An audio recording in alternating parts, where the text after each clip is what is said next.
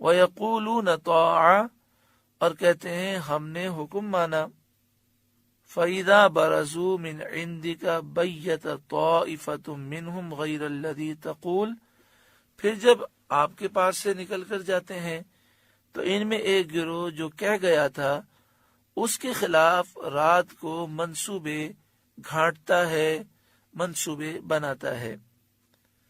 یہ آیت منافقین کے بارے میں نازل ہوئی جو سید عالم صلی اللہ علیہ وآلہ وسلم کے دربار میں ایمان اور فرما برداری کا اظہار کرتے تھے اور کہتے تھے کہ ہم حضور صلی اللہ علیہ وسلم پر ایمان لائے ہیں، ہم نے حضور صلی اللہ علیہ وآلہ وسلم کی تصدیق کی ہے، حضور صلی اللہ علیہ وآلہ وسلم جو ہمیں حکم فرمائے اس کی اطاعت ہم پر لازم ہے. آپ صلی اللہ علیہ وآلہ وسلم کے دربار میں آتے تو اس طرح وہ باتیں کرتے، لوگوں کے سامنے بھی اس طرح کا اظہار ہوتا، اور پھر جب یہ اٹھ کر جاتے تو رات کو یہ اس کے خلاف منصوبے بناتے کس طرح لوگوں کے دلوں سے حضور کی محبت نکالی جائے، کس طرح حضور صلی اللہ علیہ وآلہ وسلم کی گستاخی لوگوں کے دلوں میں داخل کی جائے، کیسے لوگوں کے دل حضور کی محبت سے خالی کیے جائیں اور ان کے دلوں میں وسوسے پیدا کیے جائیں. دین اسلام کو، مسلمانوں کو، سرکار دو عالم صلی اللہ علیہ وسلم کو کیسے نقصان پہنچایا جائے، رات کو یہ مشورے کرتے اور منصوبے بناتے.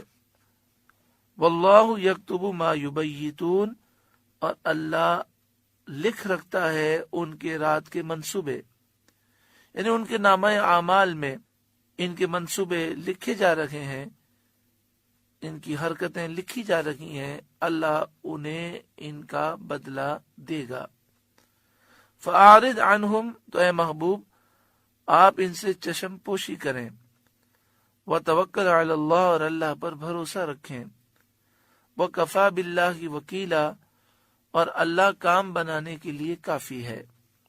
افلا یتدبرون القرآن، تو کیا قرآن میں وہ غور نہیں کرتے، کیا قرآن کے علوم اور اس کے احکام کو اور اس کی حکمتوں کو نہیں دیکھتے کہ قرآن نے اپنی فصاحت سے ساری مخلوق کو عاجز کر دیا ہے، کوئی قرآن کی فصاحت کا مقابلہ نہیں کر سکتا.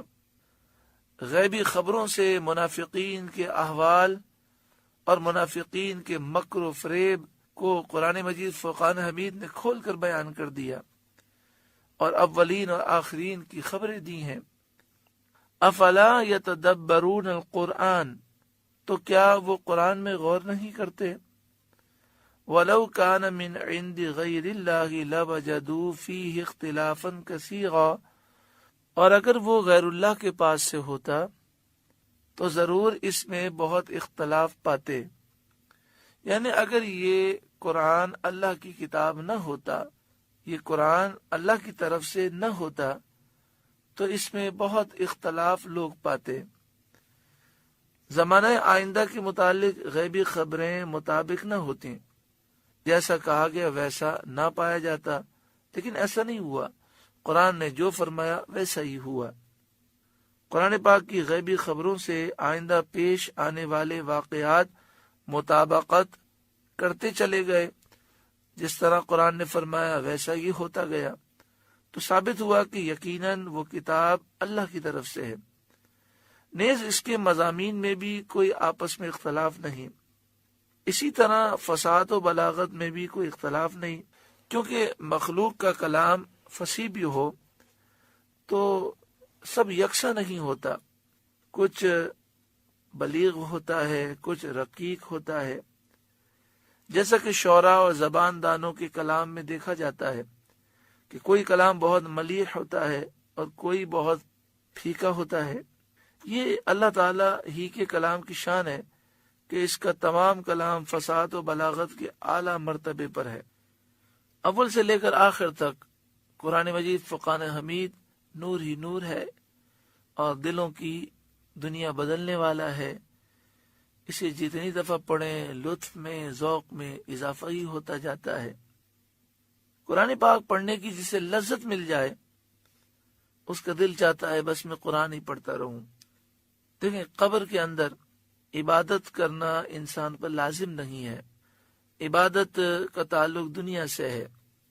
جب دنیا سے انسان چلا جاتا ہے تو پھر جو قبر میں یا آخرت میں وہ عبادت کرے گا، اللہ کا ذکر کرے گا، وہ نامہ اعمال میں نہیں لکھا جاتا۔ لیکن پھر بھی سلف صالحین کی یہ خواہش تھی کہ ہمیں قبر میں قرآن پاک کی تلاوت کا موقع ملے، جیسا کہ حضرت ثابت بنانی رحمت اللہ تعالی علیہ کا واقعہ ہے۔ آپ کی قبر کے برابر میں ایک قبر کی کھدائی ہو رہی تھی۔ 2 صالح شخص قبر کی کھدائی کر رہے تھے کہ ایک اینٹ گر گئی اور اس اینٹ سے آپ کی قبر کھل گئی۔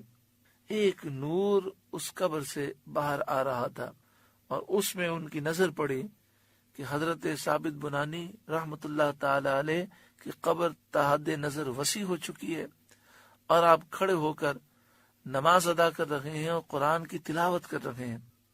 انہوں نے فوراً جلدی اس اینٹ کو دوبارہ رکھ دیا اور حضرت ثابت بنانی کے گھر گئے۔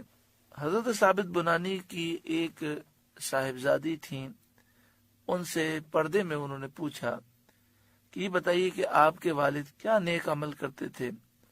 تو انہوں نے کہا کہ پہلے آپ مجھے بتائیں کہ آپ نے دیکھا کیا ہے۔